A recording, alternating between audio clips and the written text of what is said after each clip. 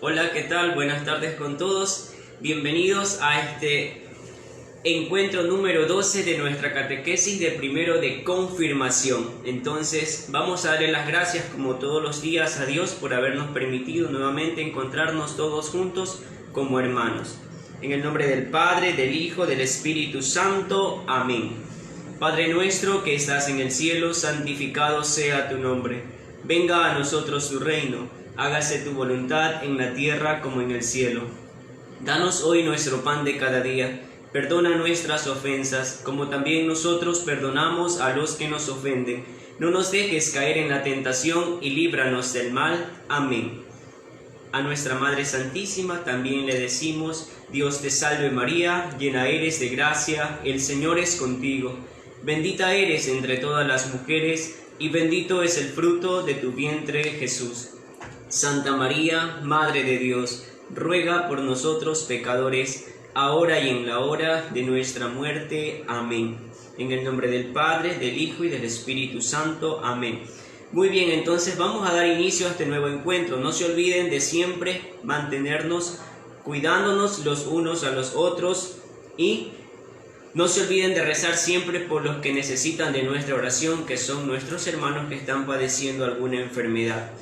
Sin más, vamos a dar inicio a esta clase. Bienvenidos nuevamente con todos.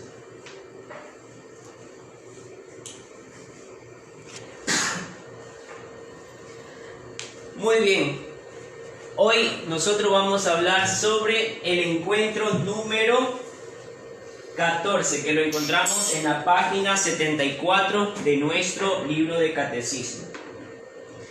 Vamos a hablar nosotros el día de hoy sobre el camino de Jesús. Cuando nosotros hablamos sobre el camino de Jesús, nos ponemos a pensar muchas veces en todo lo que tuvo que vivir Jesús durante su vida. ¿Y qué es lo que conocemos nosotros sobre la vida de Jesús? Sabemos desde nuestro camino de comunión todas las cosas que hemos aprendido de Jesús, que ha nacido en un pesebre, que durante toda su niñez vivió junto a su madre y a su padre, que eran María y José. Vamos a ver un poquito qué significa exactamente seguir a Jesús. Así es como respondió Jesús a dicha pregunta: si alguien quiere venir conmigo, niéguese a sí mismo, tome su cruz y sígame. Seguir a Jesús significa seguir el camino de la cruz. Más adelante, el Evangelio de Lucas, Jesús nos dice: el que no carga su cruz y me sigue, no puede ser mi discípulo. Entonces, ¿qué nos quiere decir con esto Jesús? Que para seguir su camino nosotros tenemos que afrontar nuestros problemas, cargarlos y entregárselos a Jesús. Esto significa tomar nuestra cruz, ¿verdad? Todas las cosas que a nosotros nos suceden, sean buenas, sean malas, estas cosas hay que entregárselas a Jesús, ¿sí? Él, como nuestro Padre, nuestro amigo, Él nos va a ir ayudando para poder nosotros llegar por ese camino que su meta es el cielo, donde se encuentra Dios esperando por cada uno de nosotros. Entonces, este es el objetivo de seguir el camino de Jesús, de que todos seamos felices. Jesús nos ha dejado un camino ya abierto para que cada uno de nosotros siga. Simplemente nosotros tenemos que tomar la iniciativa y decirle a Jesús que queremos seguir su camino. Como nosotros decíamos hace un momento, el camino de Jesús es el camino más sencillo y más humilde que pudo haber existido en la faz de esta tierra. Recordamos un poco sobre su nacimiento. ¿Cómo nació Jesús? Siendo el Hijo de Dios, Él nació en un lugar muy sencillo, un lugar muy humilde, que fue en un pesebre. ¿Qué es un pesebre? Es un lugar donde ponían a los animales por la noche para su descanso. Entonces, si nosotros hemos ido al campo, hemos visto en las fincas donde se guardan los animales, ¿cómo es ese lugar? podemos notar nosotros que no es un lugar habitable para el ser humano, pero sin embargo, Dios decide hacer en ese lugar. Y con esto Jesús nos habla, nos dice y nos enseña de que nosotros tenemos que ser humildes. Perdón por la tos, pero estoy un poquito enfermo, ¿sí? Entonces, Jesús nos enseña a vivir con humildad este mundo, la vida de este mundo, así como es. Imagínense, nosotros hemos nacido, muchos en un hospital, otros en sus propias casas, otros en clínicas, pero hemos tenido la oportunidad de nacer en un lugar cómodo. Pero Jesús nace en un tiempo donde no habían comodidades, en un tiempo donde no habían médicos, donde no habían lo que hay hoy en día, ¿sí? Entonces, Jesús nace en una pobreza demasiado extrema, en una pobreza en la que ninguno de nosotros hemos nacido. Entonces, miren todas estas cositas que nos enseña, cosas fáciles y sencillas para seguir el camino de Jesús, que es simplemente vivir con humildad cada instante de nuestra vida. Vamos a conocer ahora qué nos dice la Biblia, qué es lo que nos quiere enseñar el día de hoy.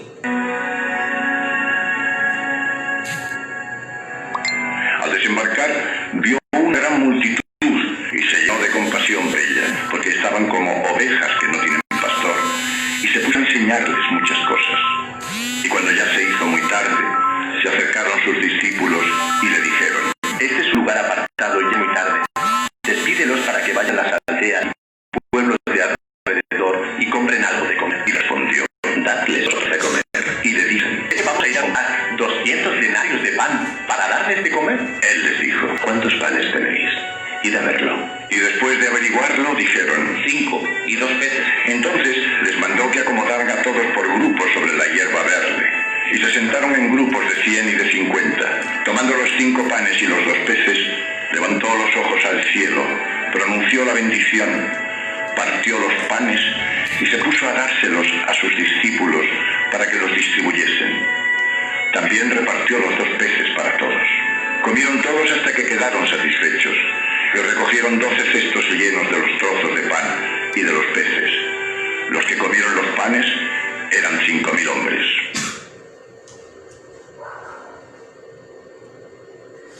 Muy bien, hemos escuchado sobre la lectura del Evangelio de Marcos, capítulo 6, versículo del 30 al 44. En esa parte nosotros encontramos la multiplicación de los panes, uno de los milagros maravillosos que hizo Jesús. Vamos a comentar un poquito rápido, ¿sí? Recordamos entonces la lectura. Llegaron los apóstoles donde estaba Jesús y comenzaron a decirle todas las cosas que habían hecho en su camino. Entonces Jesús, al notar que ellos estaban cansados y con hambre, les dice: vamos a la otra orilla para poder descansar y dialogar. Pero al cruzar la orilla se dan cuenta que toda la gente los siguieron y ya los estaban esperando, ¿sí?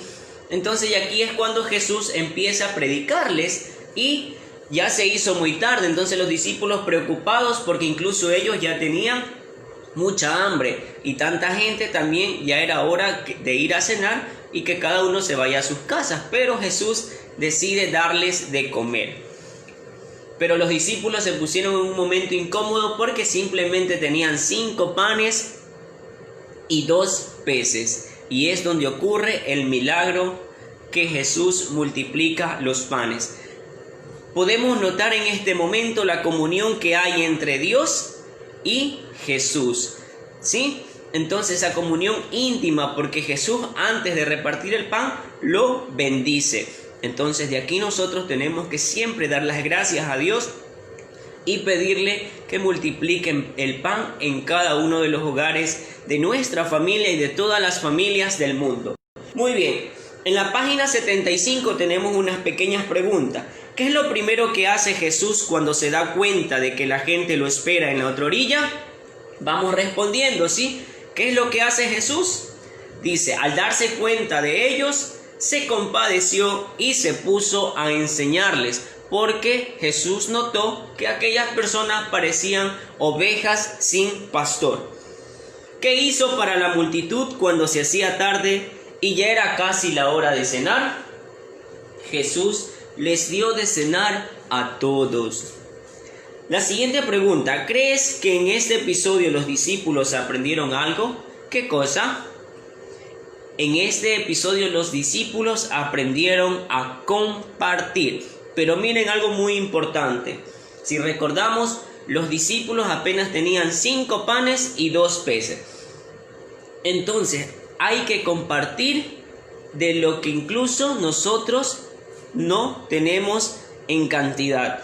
¿Sí? Muchas cosas que podemos compartir cuando estamos en nuestra escuela, cuando estamos en casa. Si nos traen algo, tenemos que compartir con los demás. Entonces, este es el sacrificio de darse uno a los demás. Pero lo importante es que hay que darse con amor, para que Dios vea con agrado todo el sacrificio que cada uno de nosotros hacemos por dar la felicidad a los demás. La vida oculta del Señor. Cuando nosotros hablamos un poco sobre la vida oculta de Jesús, sabemos que simplemente en su infancia la Biblia nos habla de Jesús hasta los 12 años, que fue cuando se pierde en el templo. ¿Sí? ¿Cuál era el principal objetivo de todo esto?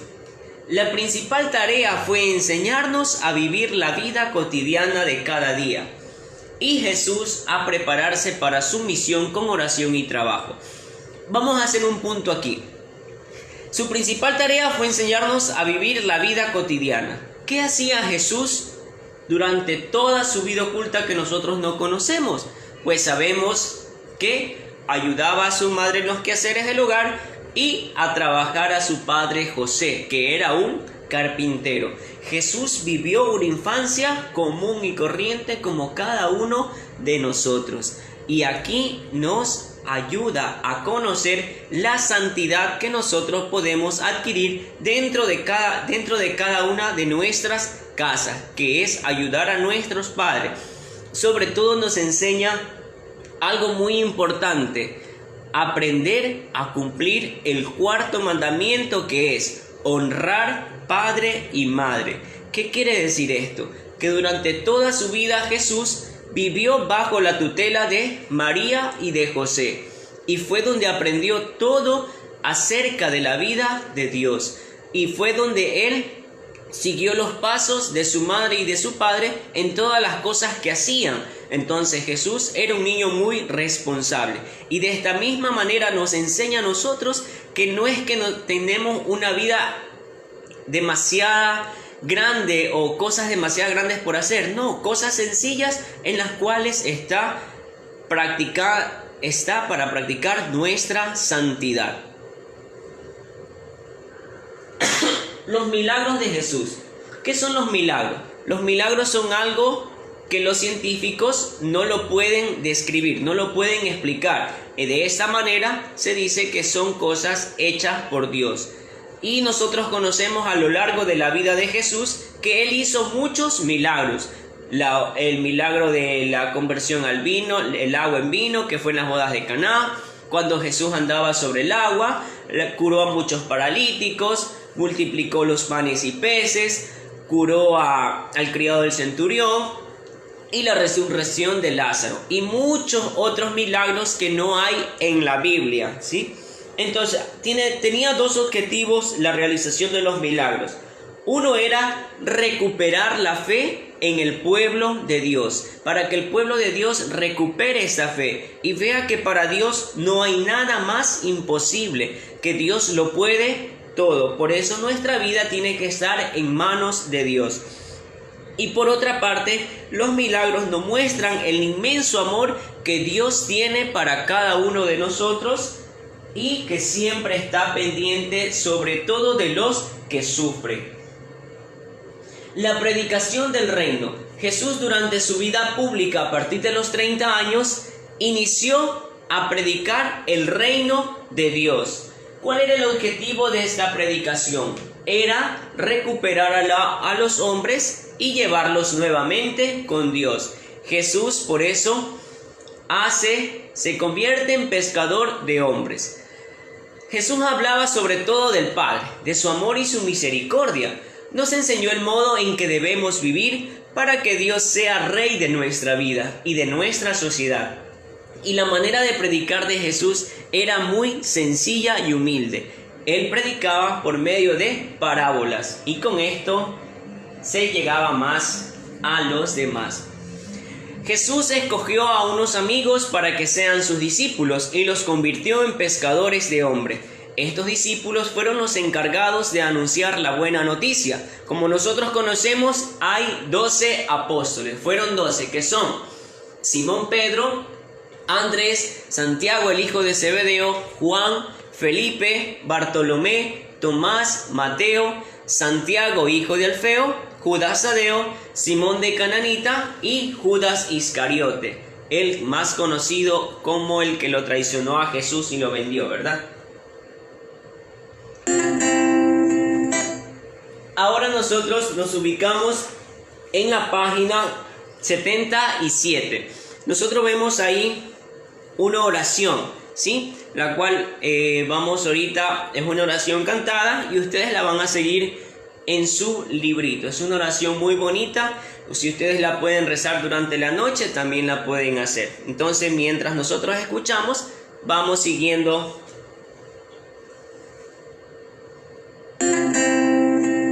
Estate, Señor, conmigo, sin jamás partirte, y cuando decidas irte, llévame, Señor, contigo, porque el pensar que te irás me causa un terrible miedo.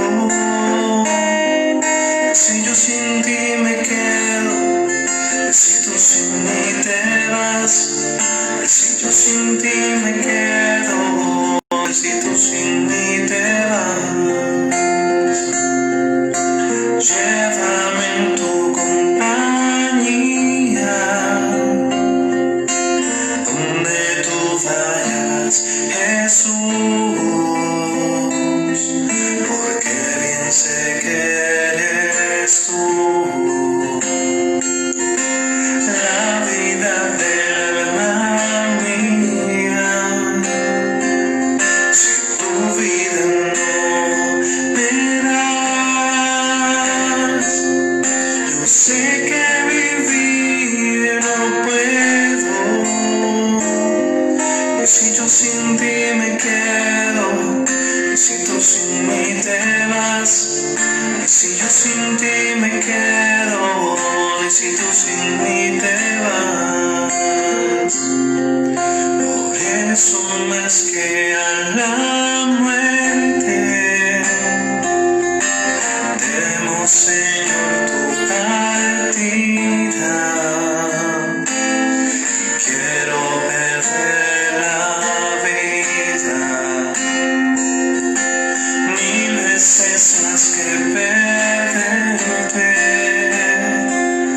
pues la inmortal que tú das, sé que alcanzarla no puedo,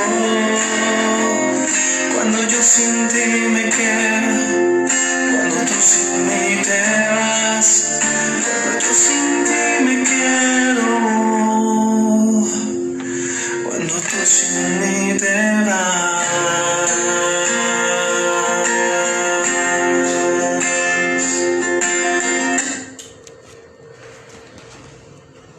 Ya. Muy bien, chicos, entonces luego de que hemos concluido con esta pequeña oración muy bonita, ¿sí?, de Santa Teresita, que fue quien la escribió, nosotros vamos a tener una tarea que es en la página 76, la actividad número 5, página 76, actividad número 5. que es de realizar un poquito, tenemos que leer la Biblia, algo pequeño, ¿sí?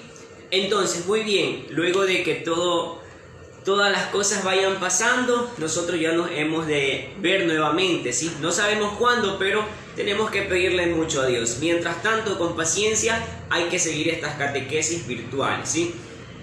Aún así, nosotros le vamos a dar las gracias a Dios por esto y por todas las cosas, sean buenas, sean malas. De todas las cosas hay que sacar algo muy bonito, que es que Dios siempre nos va enseñando algo y de esta manera nos va corrigiendo y a cambiar nuestra vida.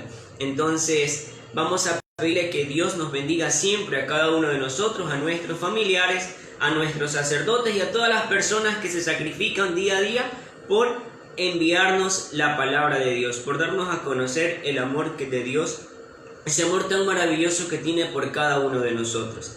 Sagrada María, vuestra esclava soy. Con vuestra licencia a pasar esta tarde voy. No permitas, Madre mía, que por tu pura e inmaculada concepción yo caiga en pecado mortal y muera sin confesión. Usted, como mi buena y amorosa Madre, denos su santa bendición. La bendición del Padre, del Hijo y del Espíritu Santo. Amén. Bien, abrazos para todos, cuídense mucho, nos veremos la próxima semana con un nuevo encuentro. Gracias.